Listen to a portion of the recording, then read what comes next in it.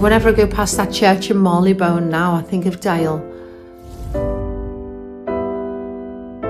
Really, Dale just wanted to be loved by everyone, proven by how many people came to his funeral. He said, "If I died, do you think many people would come?" Dale wanted a good turnout for his funeral. He always said that. And obviously the stars were there. Even Piers Morgan, if he counts. He would have smiled and thought, "Oh, this is posh." He would want to go with glamour and a bang. He would want us all to laugh and tell funny stories about him. I was asked, would you speak at Dale's funeral? And maybe if you can find a way of including his voice in it. And I just started to think, well, so long as this is just showing how Dale was loved. We were in it to win it, going wild in the aisles. Shall I take that as your answer? Pets won prizes, bring on the wall, or instant mood enhancers. And if this modern life feels unforgiving, if your optimism feels feeble or frail, let's all remember that wonderful person. And let's all be a little more Dale. He grew up with his mum in show business. It was just in his blood. It's one of those things where anything can happen, and probably will. He wanted you to love him. Supermarket sweep! He wanted to be a TV star. He was. I love it. I love every minute of it. It always amazes me even now when people come up to me and they know who I am. But he always had that gap that needed filling. As a person behind the scenes, he was quite insecure. You just read the Sunday papers. You're not in them. I'm not in it. The tragedies, the real sadnesses in his life. I had a bad breakup and I had the depression. That was the end of being Mr. Saturday Night. He didn't want the people out there to see the other side of him.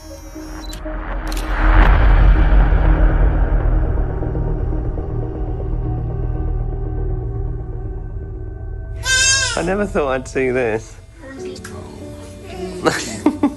And about proud Godfather. Dale definitely was like a secondary father. Me and my brothers were very lucky. We just had a very uncomplicated, just unconditional love, you know, that he had for us. Not many people experience that. look. Oh. We had plenty of other relatives, but Dale was the most fun. Where's Louis gone? Where is he? I can't. Is Eeyore? We didn't know he was the famous celebrity that he was, and we just knew him as any other relative, really. The only difference being he would arrive in his Range Rover with the 21 DW number plate, blaring rap music. He'd ring the doorbell, the three of us would sprint to the door like, Dale, Uncle Dale. Dale's looking very brown. We had a house in France in like the middle of nowhere, and he would come in his very loud Bentley, and he was so outrageous and so Dale and stood out like a sore thumb. There's Louis! It's Dale. Dale's convinced he could speak French. Definitely couldn't. Josh. Dale was always looking for a family. I think he wanted to be part of something bigger. My wife told him that she was expecting. And Dale insisted that he had to be the godfather. We had to promise him he could be the godfather. He was so lovely with the girls. It made him happy to be part of their lives. I was always making proper meals every evening, and several times a week he would be at the dinner table. To the point my children thought there was every possibility he might be their stepfather. He quite liked that.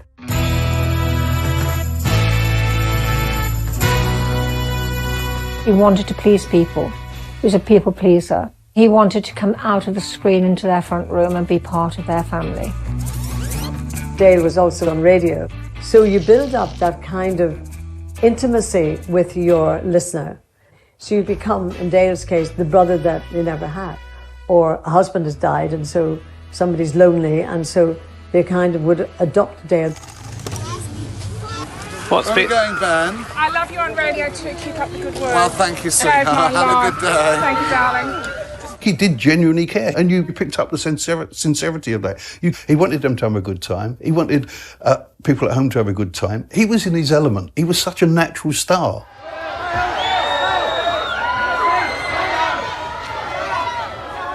It was what he was born to do.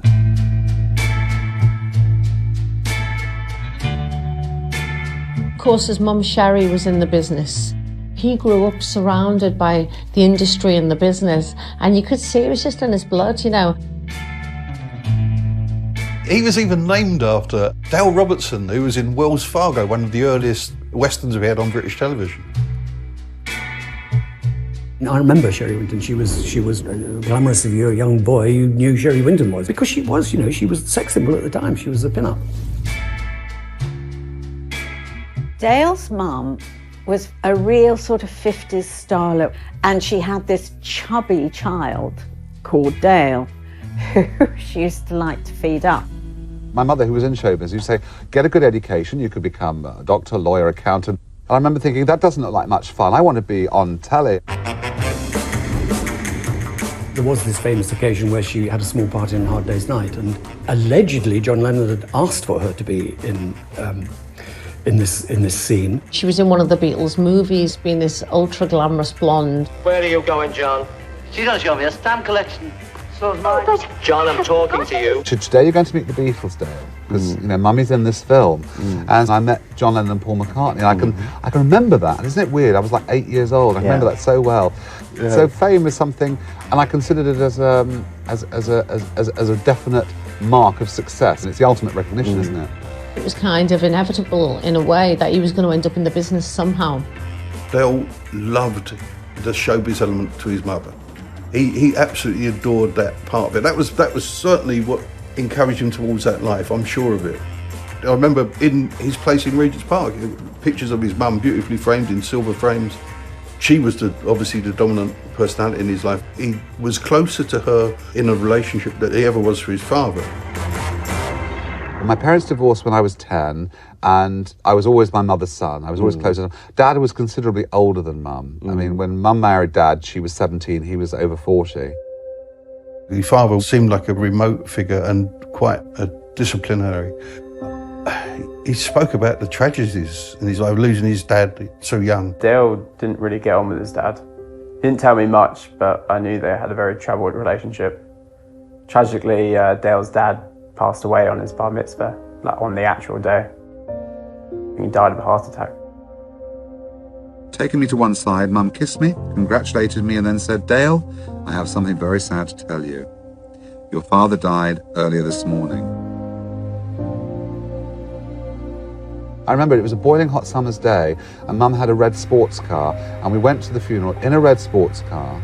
You know, what am I doing here? We weren't close. He wasn't a very nice man. He didn't beat me up or didn't abuse me, but he wasn't a kind man. It was just his mum and him. And so they were very, very close. But she was very unhappy. I don't think there was that kind of mental health care and awareness that there is now.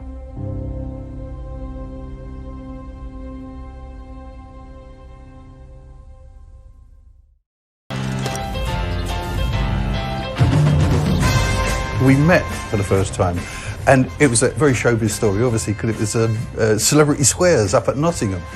Before any of this ever happened, I actually did say, I would love to be in a box on Celebrity Squares. The day before, my newsdesk said to me, can you give us the top 10 worst shows on daytime TV? But it was called Day Crime Television, which was the worst TV shows on in daytime. And number one was Supermarket Sweep. So there I am in Nottingham, in the corridor with Bob Monkhouse, and the first thing I see is Dale Winton coming towards me, and he looks so angry. And I thought, oh God, here we go. But he actually said to me, I'm aware of your opinions, but does that mean the shag's out the question? I liked him immediately, and we just took the mickey out of himself and he took the mickey out of me, and we just hit it off. We were very close in age. I think there's only 9 days between us, and so we shared a lot of cultural references and liked the same sort of things. And we talked for a long time about music. He loved the divas in particular. They were a lot like his mum, if you like. He had an ear for all sorts of music. One time we were driving from his house in Sarasota to Miami. I was 12 years old and he was just playing like 60s rock and country, which at the time, you know, I hated, but he thought it was his mission to kind of educate us. You get in Dale's car and you have rap music on all the time, blasting out. He just loved rap music. That really surprised people. That Dale loved rap. He knew everything about pop music. It was quite a fantastic amount of knowledge.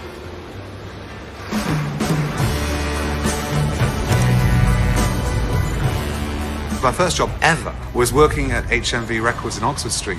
And that was my job, and I started off there, and then one day I went round the corner to the pub for a drink, and there was this DJ. And I thought, oh, that's what I want to do. I want to be a DJ. And I started working the pub circuit, then up to clubs. And we used to have like topless go-go dancers and strippers, and I'd sit there playing my Susie Quattro Mud records. But I mean, imagine that you're 80 years old and suddenly you're in a pub full of strippers. That's a challenge for you, isn't it? That's a great challenge. I was quite the thing, actually. I used to have very long hair. And in those days, the guys in the 70s, they had long hair. I remember going out on a Saturday night, sort of like blow dry my hair, lacquer it and everything.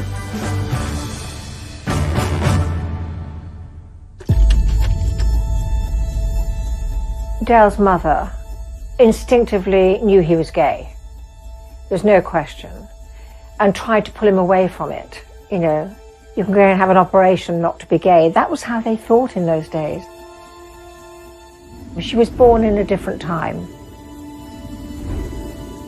There was a point when he struggled with being gay.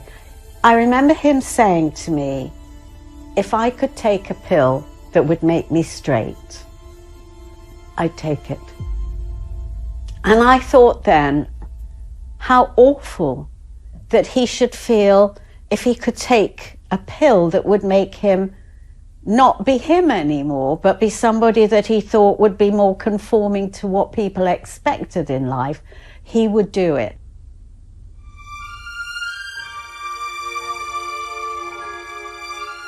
But I think Dale's mother gave him good sound advice. Always be kind to people.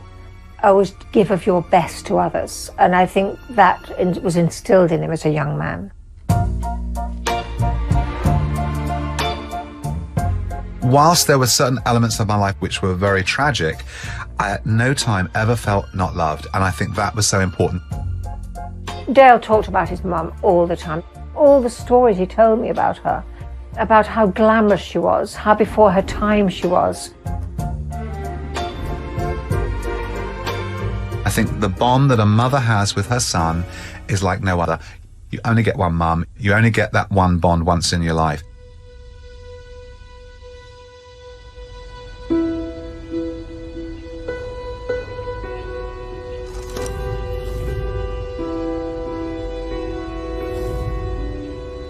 He spoke very openly about his mum suffering with depression. It must have been awful for both of them, really. Dale said she was very unhappy in her marriage, and then I think she remarried and was unhappy in that. Also, you know, dealing with someone who's got depression, she started taking pills and stuff to help with that. And then obviously that just spiraled and spiraled. Dale said, you know, every single time he came home, he didn't know whether his mum would be alive or not. He always said, I knew it was when, not if.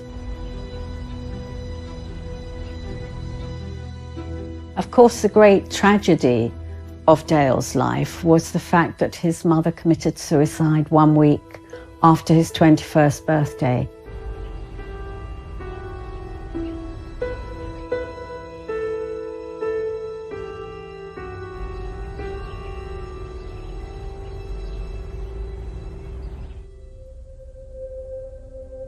depression's a terrible thing. And the doctor said, you know, she means to do it. She was forever being rushed to the hospital, stomach pumped. And it was just the two of them, so they were exceptionally close, which made it all the sadder when her illness took over. They always reckoned that his mum waited till he was 21 so that he was the man, you know, and could look after himself. And I often think it must have been so devastating for Dale. How'd you get over something like that? Your mum committing suicide on her fourth suicide attempt? I mean, God almighty. What a thing to go through. I never felt angry. And I never felt betrayed by her.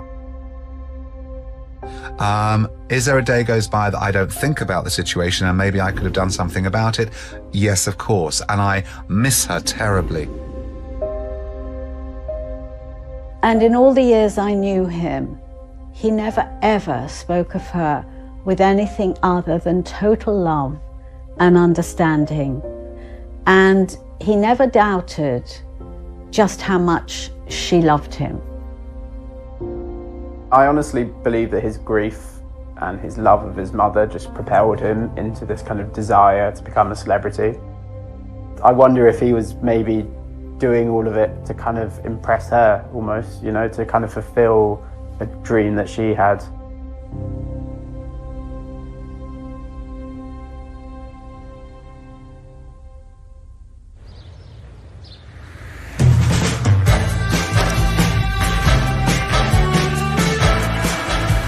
To get into radio, we all tried to work at United Biscuits Network, which was an industrial radio station which taught you how to present a radio program. Dale cut his teeth on radio, and he would have done any kind of radio in the early days just to get the experience, and that's the way to do it, really.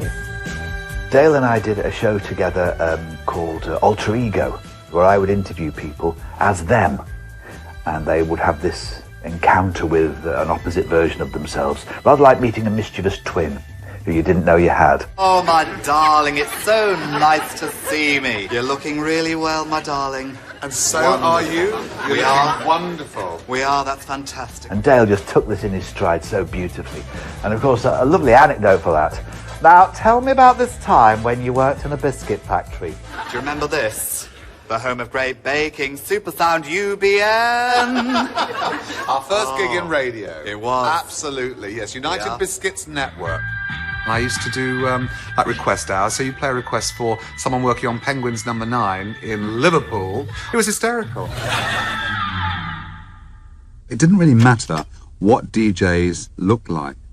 And I never looked the part in those days. I was still the wrong side of 17.5 stone. He was never overweight when I knew him, although he thought he was occasionally. But as a youngster, especially when he was working at United Biscuits, he did put on quite a lot of weight. But of course, he used to sit there for 3 hours every morning eating the bloody biscuits. You see pictures of him as a youngster, he's quite chubby.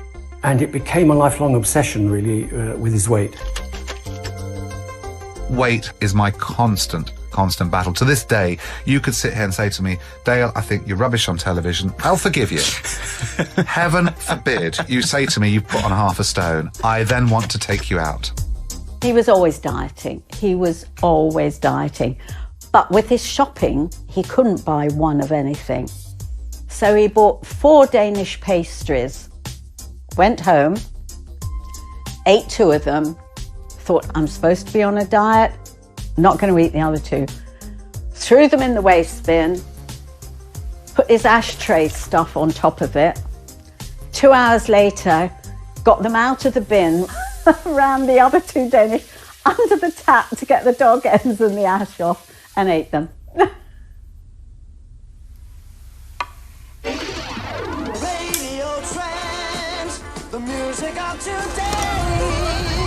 A quick reminder, quite a few dedications in this morning's programme, and a telephone call as well around 11:20. Radio was more powerful back then. It did launch people's careers, and it made a big start. In those days, it was more fashionable to be what they call a personality DJ. So you would sit there and hide. They used to call it housewives DJ, which is such a politically incorrect phrase. But that's what I was. I was like a housewives DJ in the Midlands. In those days, of course, women were still fighting for their careers in the 80s, back in the 80s. And so you would have had a lot of women around who adored Dale every day. So he was kind of the housewife's choice. He was always flamboyant, Dale, but you never quite knew. I mean, women wanted to marry him. He got love letters from lots of women. So Dale, with his personality, could make a huge impact in Nottingham. He didn't just play the records when he was DJing. He had a little bit of a chat. He'd have the rabbit. He'd be able to win people over. He'd come out with funny things. It was like having your best friend on the phone. You know, if you were sitting there doing housework, getting bored, you have Dale on. It was like your mate. And today's guest on the phone is a lovely lady, he says, hunting for the name along a great big list. It's Janet Walker from Newark. So, Janet, I'll be giving you a buzz around 11:20 this morning. And also, if anybody would like to take part in the programme, i.e. via a telephone call at 11:20, or just like to hear a record played, it's so easy, and I really would like you to write to me.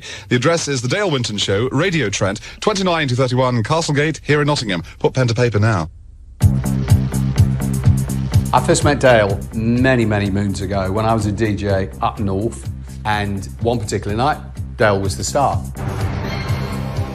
They'd come and see him. They'd pay to come and see Dale. So Dale would get up there and be Dale Winton. So we got to know each other and we became friends.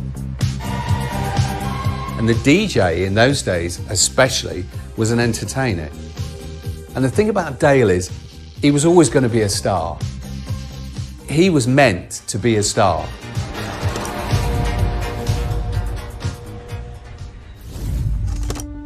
I was very happy working at Radio Trent, and especially happy living in Nottingham.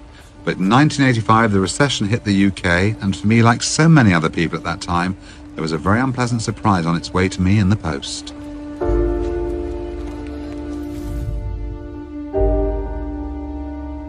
When he lost his job at Radio Trent, which had been his home for a long time, you know, May felt as if it was the end of the world for him. But it was a blessing in disguise. You know, that propelled him to do other things and to break away really and not sit comfortably in a safe place, which you could really, I suppose, for many more years. But he didn't. This pushed him to change his life. He just took the big plunge and came to live in London and was determined then. He bounced into my office, larger than life. And he was a tall man, he was a big man. And I just looked at him and I thought, I am going to try to make a star because you've got something.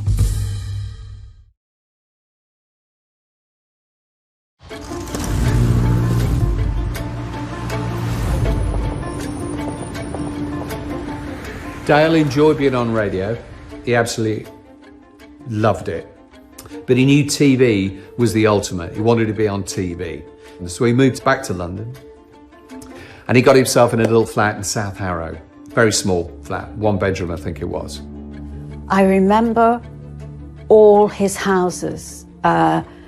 One in Harrow was so shabby that he never ever let me go there. He would never let me be there. So when Dale arrived with me, he basically needed to do anything he could to support himself.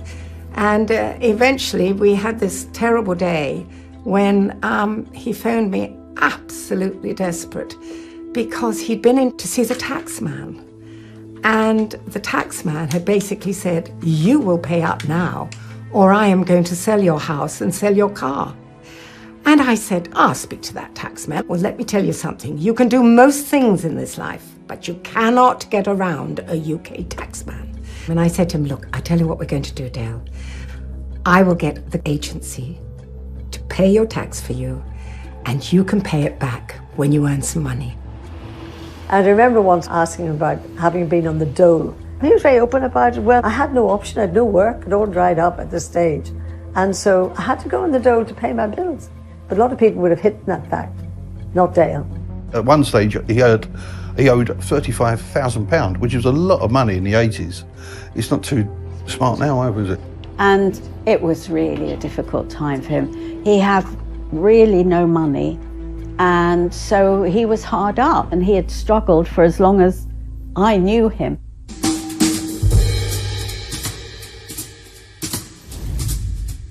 Dale and I became friends because we did have the same agent, so we would just meet for a coffee to discuss what work we had and didn't have.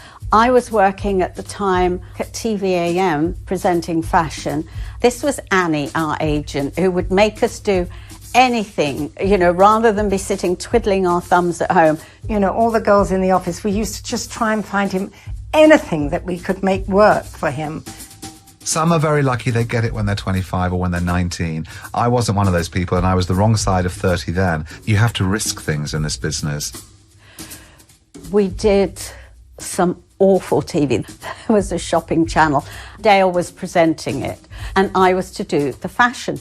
The thing is, Dale was never lost for words because he'd been a disc jockey, but it really stretched us sometimes. And the worst of it was we couldn't really look at each other because we wanted to just howl with laughter. And this shopping channel and all these gigs that Annie got for him, they were the beginning of him learning to present on television. At the time, the BBC had Crime Watch, which was terribly successful, and they decided to do other watches, and one of them was going to be Pet Watch. It was a Sunday show for the afternoon, a sort of magazine-type show.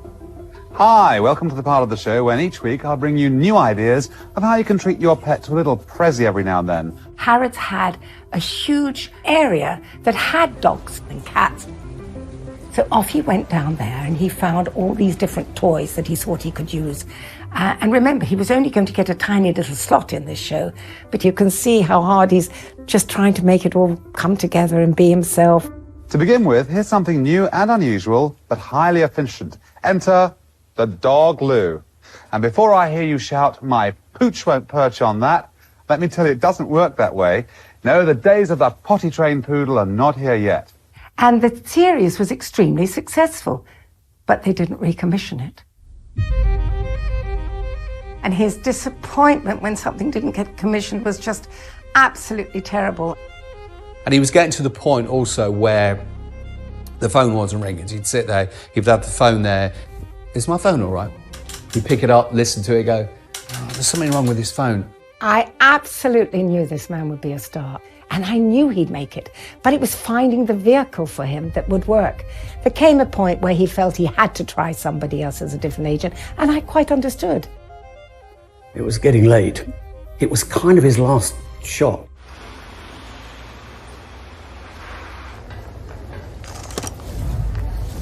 Dale was very persistent. He was walking down a corridor and he saw someone with a clipboard with the title supermarket sweep on it. And he was like, what's that? What's that? When he had his audition, he came round to me the night before and he said, and when I get to the door to leave, I'm going to turn round and I'm just going to say, please don't confuse my enthusiasm for arrogance. But you will find Lord Lucan and you will find Shergar before you find a better presenter for this show than me. Then I'll leave the room. What do you think? Leave it with me. I understand it. I get it. Let me present it. So his instinct was at work. You don't need a big name. You need somebody who understands the show, understands the audience. I know it. I can do this. I don't know what would have happened if he hadn't got it. Are you ready to go shopping? I first saw Dale on TV watching Supermarket Sweep, which was a bit of a phenomenon. Here's your host, Dale Winton. Morning, teams. Good morning. Good morning and welcome. It was a show that came from America, and he had that look about him, that glossy American look.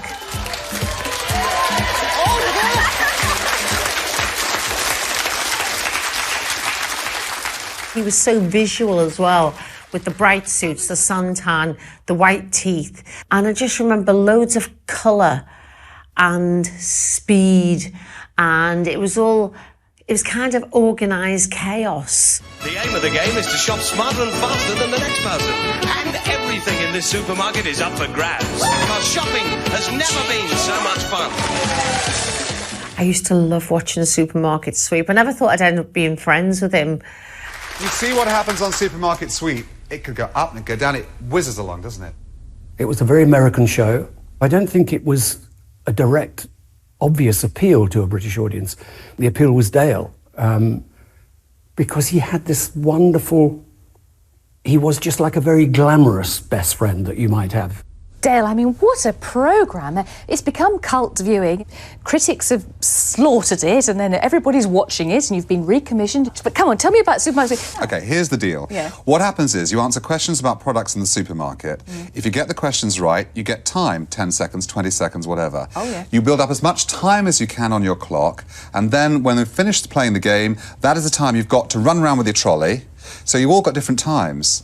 And however diligent a shopper you are determines how well you do. Oh. So the one with the highest shopping total gets to go for the £2,000 at the end, which is hidden somewhere in the supermarket. It chimed with all sorts of things in that 90s era. There was a great sense of being in a supermarket, not worrying where the money was coming from. That's not, just pile the trolley. Let's do some adding up right now.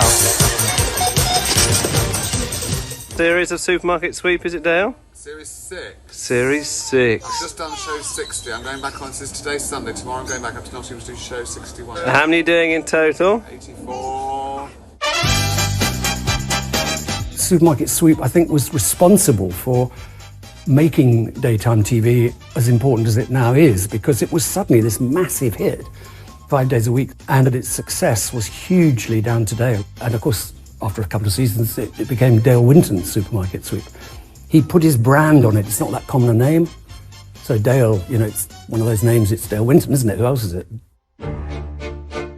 He was doing really well when I first met him, but I thought there was a much bigger depth to this man. And one day, he phoned me up. I couldn't believe it. And we just hit it off straight away. And he said, I really want you to look after me. I said, I'll really look after you, Dale, and I'll care for you too. And I did. Dale did look upon me as a mother figure, even though I'm not that old. He had a lot of likability about him, Dale. And I thought, this man is such a star because he connects. I remember saying to him, did you always want to be famous? And he went, yes. So I really understood it when Dale said that he liked the idea of being loved.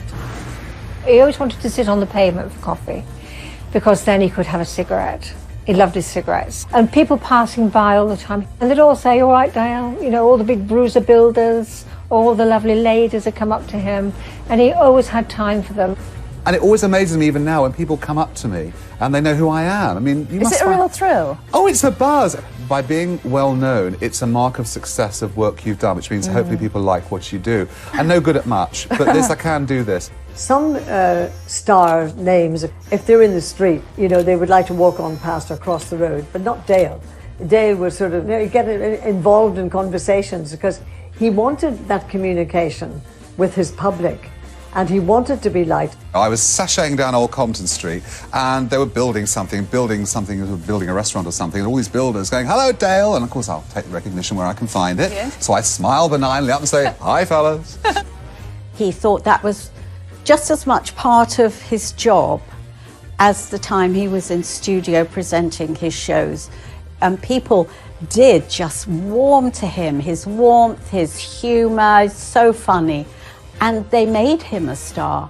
He never forgot that. We've got Uncle Dale, who's brought the camera. My first realisation that our Uncle Dale was famous was walking the streets of Marylebone, and Barbara Windsor was with us, and he had paparazzi, a man following us down the street.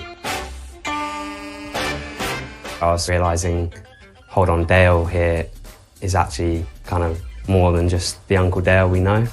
Where are you going, Ben? I love you on radio too. Keep up the good work. Well, thank you, sweetheart. Have a good day. Thank you, darling.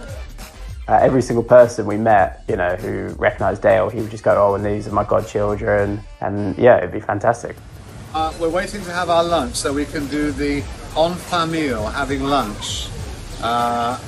And maybe recover. I know I gave the dinner ladies some signed photos, which got me lots of extra chips.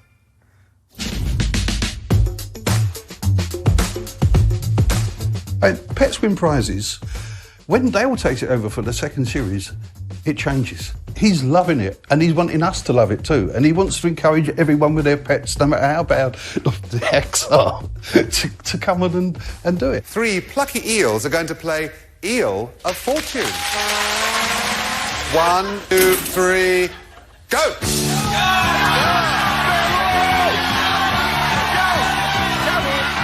Pets Wins Prizes was just indicative of what Dale was like, you know, very tongue-in-cheek with all the innuendos.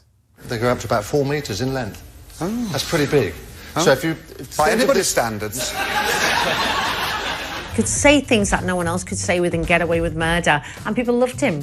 He knew how sort of silly it was, but he knew the appeal, and he knew how to play it. He knew how to take the sense of irony around it and make it so joyful.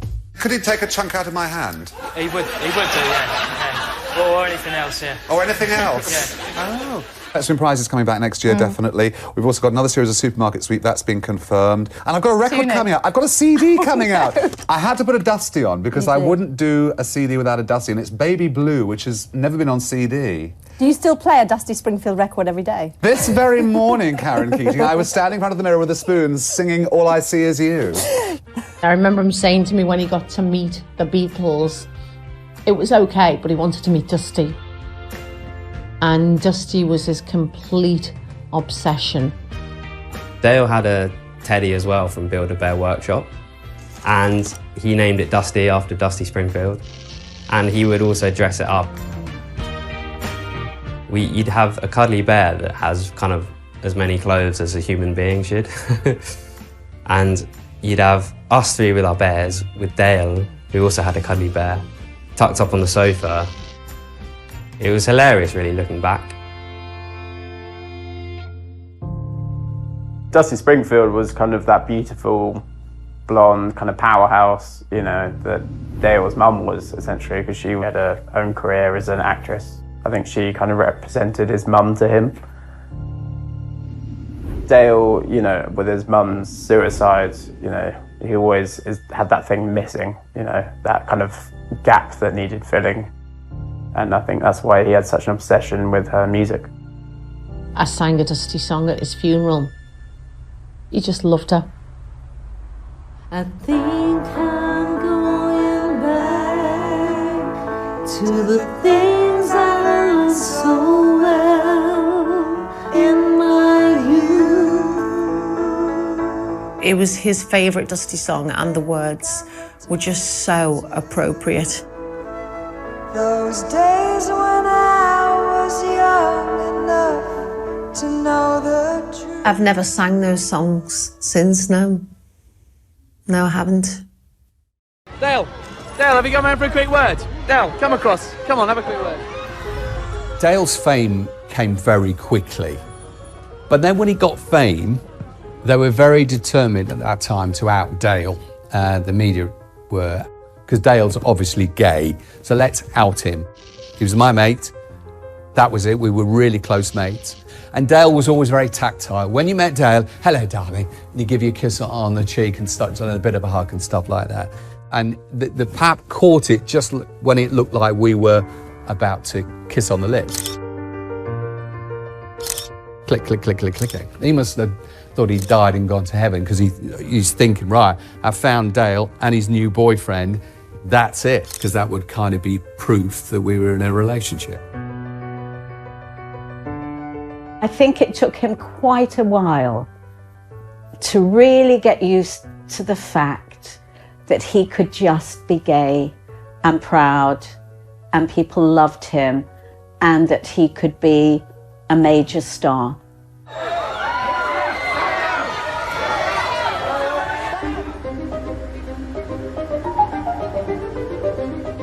In those days where being gay was still an issue, it was still worth talking about, it was still worth denying in some cases. There was a stereotypical view, if you were a gay man, you wouldn't be into cars or driving fast cars and loving fast cars. The idea that Dale couldn't be interested in the mechanics because of his sexuality is absurd. He was a big car lover, absolutely adored cars. He had a red Aston Martin convertible. He had one in Florida and he had one in Regent's Park, matching ones. Beautiful cars. I mean, God, what they must they have cost? About 180 grand each, I suppose. He always had a good car, even when he had no money. Whatever he did, he would make sure he had a decent set of wheels. But of course, the wheels got better and better. He had an Aston Martin and he had a Bentley. There was a sense of, 1950s Malibu about him.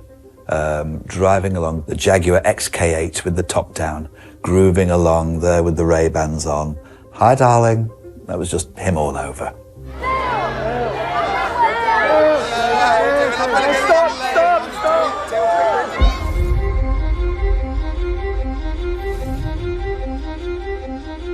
He was born to be in the public eye, he was born to entertain, he was born to be a star.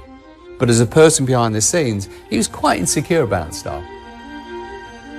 His love life wasn't the best in the world, and he could have given so much to somebody if he found the right person. People's perception of you is different when you're well known. Find out at an emotional level, it's really hard because people are put off by someone who's on the telly.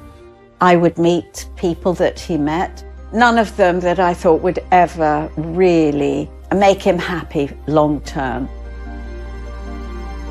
His taste in men was never what I wanted for him, never. I just wanted a very nice, clean-cut guy, and he really went for the naughty boy kind of guys. Dale loved them rough and ready. Yeah. He, the more kind of biker they were, he loved it, We always used to have this running gag. I've always had a crush for years on Ray Winton, and so did he. So we had the same type. Who makes me tremble when they come on TV? That's a very good question. Ray Winton. He's sexy. In a rugged way. In a rugged kind of way. I like that rugged look. Hello, Dale, how are you, Dale? All right, mate? Oh, hello, darling. Yes, I'm fine, thank you. He'd love it. He'd absolutely love it. But he would say, oh, I think he fancies me. I said, Dale, he's not likely to, is he, really? No, and the way he looked at me, darling, I definitely think he did. He fancied me. I said, OK, mate. The trouble is, often, a lot of the men he went for were not convinced they were gay. They were probably both ways or something like that. So that was an added problem in the mix. He loved geezerly men, manly men. He loved men who were like proper blokes, if you like. That he said to me, I must be the only gay man who wants to shag you. So I would sometimes get text messages suggesting what he'd like to do, and how he wanted to undo my belt with his teeth and things like that. Yeah, all right. He'd like, I'd be shocked if I come. Go on then. When am I coming round?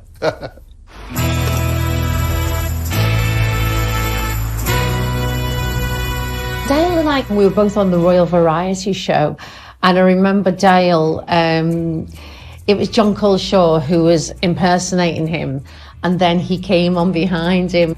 It seemed to be quite a nice idea, and Dale was very up for it in a mischievous kind of way. Hello, my darlings. It's so wonderful to be here, and I'll tell you something, it wouldn't be the Royal Variety performance without lovely Dale, would it? So it would be about, yes, lovely showbiz anecdotes, Botox, non-surgical procedures, sort of cheeky, slightly mischievously benevolent impudence, And then all of a sudden, hands on the back of your shoulders like that. I remember freezing. John. Now, who could possibly want to go creeping up behind me? Oh, hello, love. He understood how intriguing it would be, him popping up in all of these different shows. I think Dale just loved to wrong-foot people completely. But Dale, don't you fancy Sugar? Sugar? No, she's just a filthy slut. You're the nice one. So he loved the naughtiness of that. And, certainly, I've turned into Les Dawson for no reason. Being in a cubicle with Kathy Burke with his trousers around his ankles. That's not what one might have expected from Dale. Dale, I always thought you were gay. No, it's just an act to get me to the top. Oh. Yeah, but don't tell anybody. It ruined my career. In Dead Ringers, we did many hidden camera sketches, and you need characters with big presences for those sketches. And you can't beat Dale for that. I'm the lovely Dale, nice to meet you. Now, I can't allow this to happen, I really can't. Are you serious? I'm in the solid black with the busyness of the ivory and the black fur. But I'm sorry, I can't let that happen. I had to say something. I had to say something, sweetheart. All right, babe. Just this once. So I would say to her, do you mind? Do you mind me doing the voice? Are we capturing you right? Oh, you keep going, darling. Keep doing me. Keep my profile up. You know, his apprenticeship was the years and years on the local radio stations of just having to think on your feet, having to just go with the moment or whatever's happening, and that gave him the instinct for live television. It's live TV. I mean, you're used to doing live. I've done a bit of live at most of my shows, like Pets Win Prizes is taped, Supermarket Sweep is taped. So to do live, I was sort of like thinking, oh, no. Dale was already established as a potential Saturday night star, and they're rare beasts, the Saturday night stars. You know, the lottery shows were live, so, you know, that's again not something everybody can do. Please welcome your host, Dale Winton.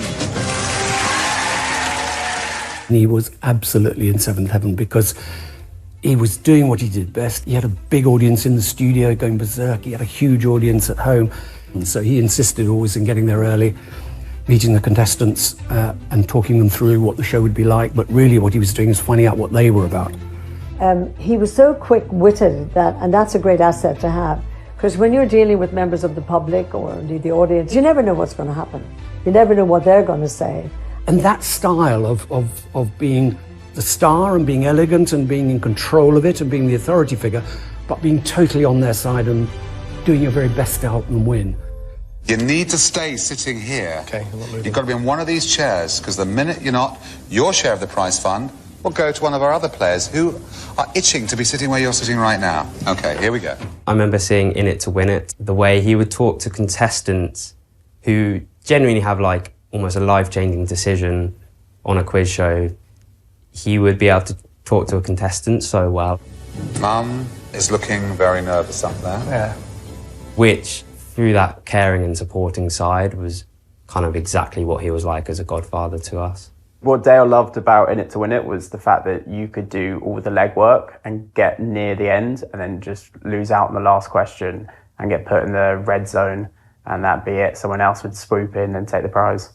We've loved having you here tonight. I'm sorry you're going away without anything, but I have to say, good night. Good night. Good night. In those days, on a Saturday night, you could, if you were good, if you were at the top of the tree, you could get 13, 14, 15 million people watching. If you were on those shows, the nation knew who you were, whether they watched the show or not. You were a very big name. Those Saturday night stars were megastars. They were the biggest stars in television. He was primetime TV, he was national lottery, he had all these wonderful shows, so he was where he wanted to be. Having got this far, any regrets? I wish Mum had seen me. Yeah. Yeah, because she'd have been really pleased, because you only get one mum. I mean, Dale was absolutely loving to us, but he could be quite kind of difficult, yeah, for sure. You know, and I think with how difficult his childhood was, he would kind of just cut people out. That was kind of his safeguard. You know, he had his kind of lots of falling out with friends. You know, he fell out with our dad at one point, you know, which isn't easy on us because then we've still got that relationship with Dale.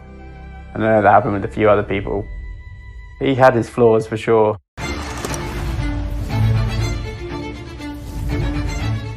He managed to lose some weight so he could wear clothes, some leather black stuff that he really, really liked to wear, that he couldn't wear when he was a bit big. I remember him getting himself really sharp suits and he looked fantastic. He certainly did have a glow up over the years. He had the biggest closet. Dozens of leather jackets, dozens of shirts, dozens of T-shirts, but a very simple uniform that he wore, really. Going out shopping is my passion, and of course Dale's as well. He was very proud of that kind of sharp look that he had, not just in his delivery and the fun that he was, but in looking good. He knew what suited him, and he wanted to be able to put stuff on, go on the screen, and then just forget about what he was wearing. He was very particular about his face, very particular about mascara so that his eyes stood out, and we all know that he loved his suntan, and of course he was, as he would say, of the Donald Trump orange variety. And then, of course, when he got his house in Florida, he had a tan all year round. There's Dale with his camera. Hello, Dale. Gives a smile. If he didn't have a chance to go on holiday, I think he had his own sunbed. I'm sure he did. It was just important to him. And you know what? Why shouldn't he be absolutely confident in himself? And it was his look. I would go, just calm down the orange a bit. And no matter how much we told him, he would have it the way he wanted it. Sometimes we managed to calm it down a little bit, but he just felt more confident with the makeup on. It was like almost a cloak on him. Dale was a very private man. He was very private about his health. He didn't keep himself as fit as perhaps he could have, as fit as I wish he had. But fitness wasn't high up on his priority at all. The one thing I should stop is my cigarettes. I'm a smoker and I love it. That's the only thing I do. It's my only bad vice. He was quite successful with the dieting thing. He did do it very successfully and he kept his weight pretty good. But the smoking, he just never cracked it. Which wasn't very good for him being asthmatic.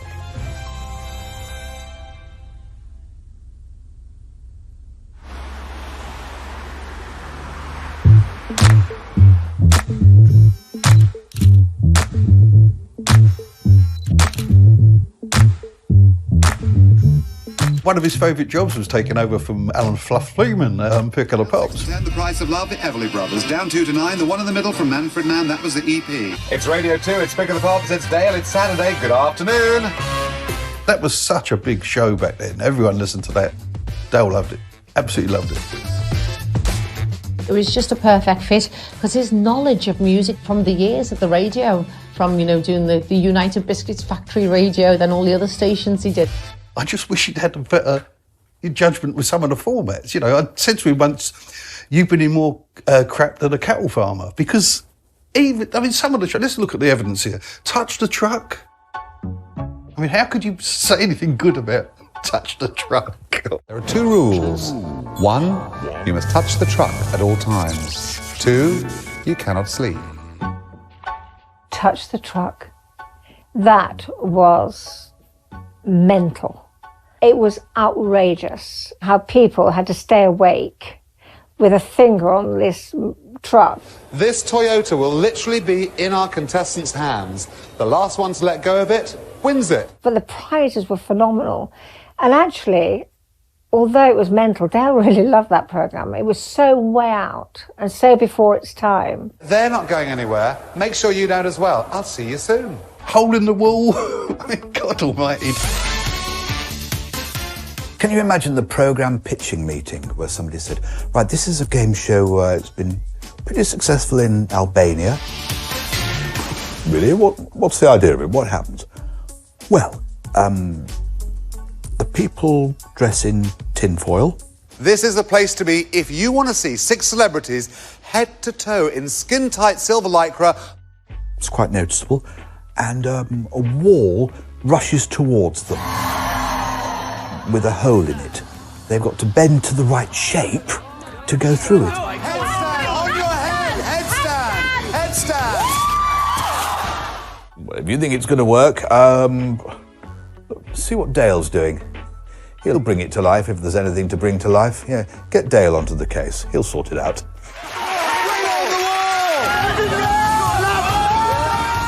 He loved it, yeah. He loved things that were a bit different, did Dale. He wasn't normal. You didn't go through the wall with a shake. And we did that spoof programme where he married Nell McAndrew.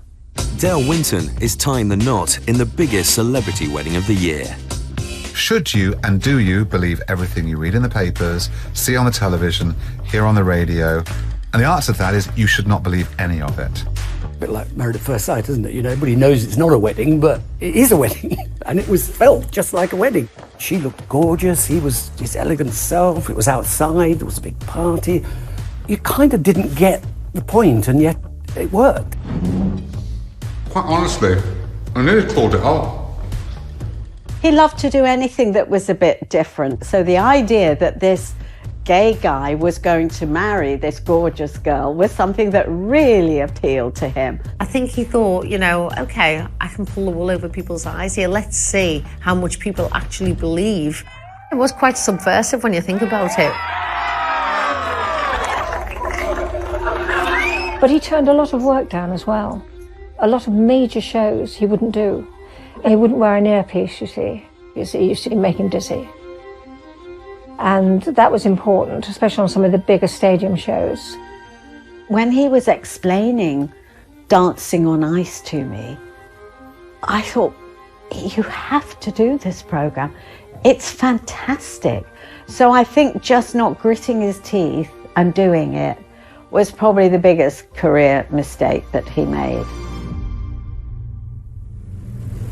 As much as I tried to talk him into a couple of shows that I really wanted him to do, I couldn't talk him into it. And I think later on in Dale's career, he was probably not as well as we all thought. Never wanted anyone to know about it. He was very private in that regard. He started on primetime Saturday night just before I got there in '95, and he carried on till 2016 when In It to Win It, the 18th series of In It to Win It, finished. So that's 21 years of continuous, solid Saturday primetime television. You get to a certain age and there's a whole new raft of people, 10, 20 years younger, coming through. When In It to Win It was cancelled, that was the end of the big shows. Wonderful, thank you so much. Well, I hope you enjoyed it. It was the end of him being Mr. Saturday Night. It was the end of him being central to the culture. So that hurt him too, because that mattered to him. He wanted you to love him. Sherry Winton, his mother, was really in the last knockings of that group of post-war glamorous film stars. She was kind of amongst the last of that group, and Dale, in a way, for me, is amongst the last of the group of the big Saturday night entertainers. You've kind of lost your mojo a bit over the last year, you did. Yeah, I had a very bad... I mean, I should have taken myself off the TV, but I didn't. And then I had health issues. He did start to have issues which made things trickier, that, you know, his knee was a problem, his back, different things were bothering him. Yeah, he was very arthritic. You know, he had a lot more ill health than you'll ever realise. And this rheumatism was very painful for him. So we did like 3 series of In It to Win It up until the last one, when people were going, what's wrong with him? He looks ill. I'm heading off to Winners. And actually, I was going to the studio, coming home, staying home. I didn't actually, listen, there are worse things in the world, but I had health issues and I had the depression. If you've never had it, you don't understand it. Trust me, I didn't want to put one foot in front of the other outside the house. And I should have known, my mum died of it. There was a time when he said he'd come and he just didn't come. He promised he was going to come, he just didn't show up. And that was the time, I think, when he was really down. He experienced real depression. As a male TV presenter who's known for being jolly and fun and camp and sharp, you know, to let his defences down and speak honestly about depression or you know, I think it was very, very brave. It was triggered by a very bad breakup with a relationship. Right. God, I can't off-pick them bad. Oh. If they've got emotional problems, I can make that last for 10 years. Very unfortunately, he had the worst tasting men this side of Sharon Mitchell. Ended up with so much heartbreak for him. He had a really bad relationship with an American. That particularly broke his heart. Dale had one kind of pretty troubled relationship, which he talked to me a lot about. We were very kind of honest about it. Dale kind of had a lot of love, but I think that could almost be exploited. And I think that was at times. He said to me once, he's the battered wife in a relationship, which was just awful. I don't know what attracted him to men that were like that. We were having a chat earlier on about our dads and whether or not that had an impact on the men that we chose in our lives. Why do you think you make these choices? Honestly, it's this very superficial thing to say. I think it's lust. It's who you fancy. You see someone, if you don't fancy them within a couple of dates, I don't think you ever will. Dale invested a whole heap more in the relationship. It knocked the stuffing out of him. It really did. He knew that he was still very fortunate, but it doesn't heal a broken heart. And he was badly hurt, and it did last a long, long, long time. Because it came at a time when he was getting worried about his career, and he had the problem with his leg and knee and needed an operation. Not a happy time for him. We didn't really talk about it. He didn't like to admit to any weakness, I don't think. He didn't want the people out there to see the other side of him, really. He just wanted to make people happy. The clown must go on. You have a laughing face. Put on a brave face all the time.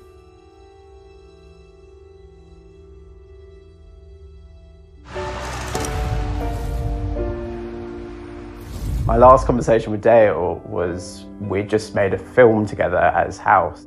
He very kindly let us film with him there. He just moved in like 2 days prior. That was when he just moved to Totteridge in North London, and he played the mastermind behind a heist, and he absolutely loved it. I need you to do something for me, boys. We aren't interested in working with a fucking television presenter. That's where I know you from. You're Dale fucking Winton. No weapons, quick and clean. Oh, boys, one thing before you go. I can't be doing 20 years inside, so don't be fucking idiots. But yeah, he texted me saying that it was the best day ever, after we had finished filming. It is fascinating. Everybody wants to be bloody famous. Sign the autographs, take the photo, make the money. But it all disappears at one point or another. And then we were going to do a sequel where Dale Winton had fled to Florida and was hiding out there after the heist. And we were planning that when he died. It was just heartbreaking because we'd been good friends. I mean, we hadn't seen each other for a while, but we still spoke on the phone.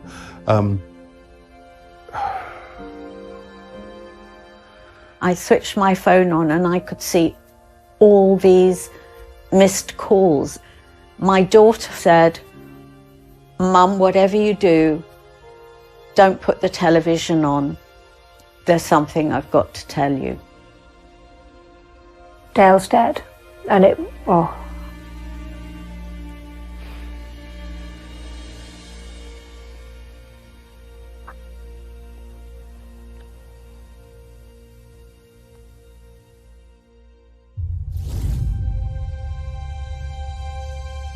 the media, because his mum just assumed that Dale had also committed suicide, which we knew he hadn't. And he still to this day, I've met people and someone will be like, "Oh, Louis was Dale Winton's godson," and he was like, "Oh, isn't that the guy who killed himself?" And the way he died was peaceful and quiet, and 1 minute he's talking to his housekeeper, the next minute she goes up with a coffee and he's gone to sleep, and that was it. And he died of natural causes. His body just gave up on him. As horrible as his death was, it's kind of nicer that he died in his sleep very peacefully rather than, through some horrible way.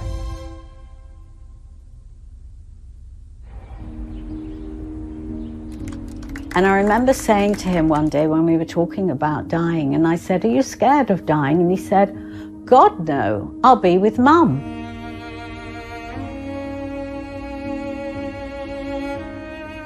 We waited until what would have been Dale's 63rd birthday to have his funeral. It's a weird thing to say because it was really upsetting. But it was also a beautiful ceremony and really lovely way to celebrate Dale.